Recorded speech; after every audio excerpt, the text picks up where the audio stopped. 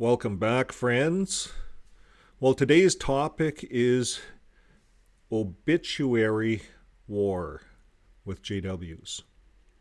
Have you ever, if you're an ex-JW, let's say you're being shunned or you're disfellowshipped, has anybody in your family or your circle of friends, relatives, have they died and you were not notified? You had no idea. You found out later?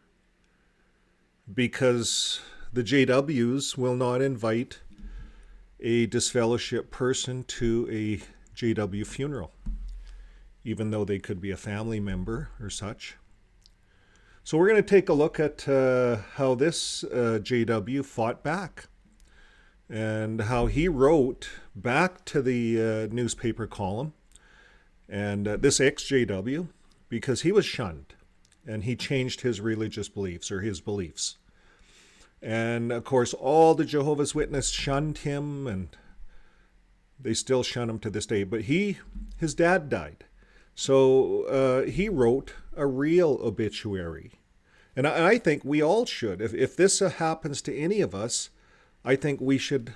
This is part of raising our voice and part of letting the audience out there, the people that read these newspapers, let them know what really goes on behind closed doors at the Kingdom Halls. Okay, well, let's take a quick look at this. Here it is. This is the James Becker. Now, this, if we were to take a look at where this is, it's in Milford, Connecticut. And that's just right by New York here. Right there. I've been to Hartford, so it's not too far from everywhere. So that's in the middle of the thick of things, so this probably got a lot of hits on it. But here it is, James Becker. He was the firefighter at Legacy. And this is the obituary. We'll take a look at it in a second.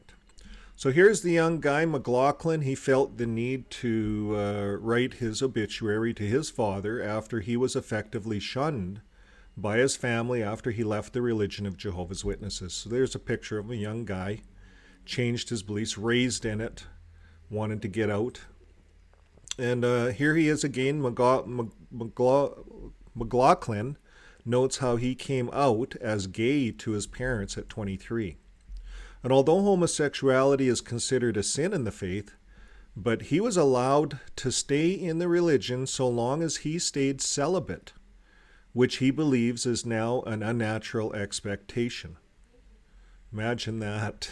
They twisted the rules a bit, their own rules. So here he is, Timothy McLaughlin. He's 42, felt the need to write his own obituary for his father, James Becker. This is the picture, James Becker, 81, pictured, a retired Milford, Connecticut firefighter, Jehovah's Witness.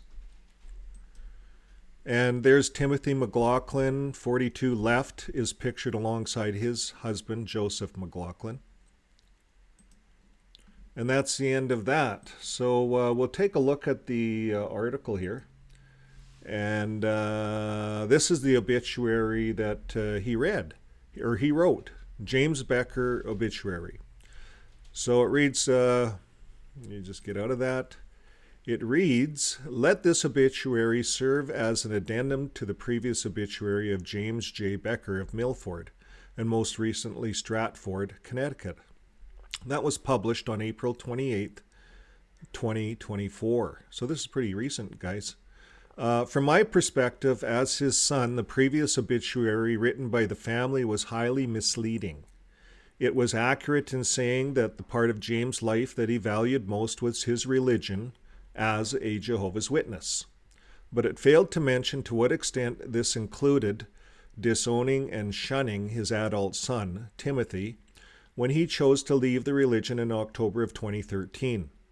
It also mentioned myself, Timothy, as one of the surviving children, but it's noteworthy to mention that my father James, my mother Muriel, my older brother Jimmy, and my twin brother Jared, along with their cherished wives Lisa and Melissa, have had no meaningful contact with me for over a decade, as required per the shunning policy of their Jehovah's Witness faith. None of them even contacted me when my father died. I found out secondhand. And the previous obituary also failed to mention my cherished husband of 8 years, Joseph McLaughlin, whom they have chosen to never meet and refuse to acknowledge. They did not attend our wedding, never met our son when we fostered, and have never stepped foot into our home, even though our home is welcome to all. So while the previous obituary attempts to humanize my father by mentioning his love of southern comfort, playing Yahtzee, watching the Wheel of Fortune, etc., it fails to mention the dehumanization that he and the rest of the family, the JWs, continue to afflict upon me simply because I have beliefs that differ from theirs. And finally, I must say that despite all the hurt that they have caused, my life is full of love and happiness, and that the loss is truly theirs. And thank you to all our friends who have offered condolences this past week, despite the complicated circumstances. We are grateful for you.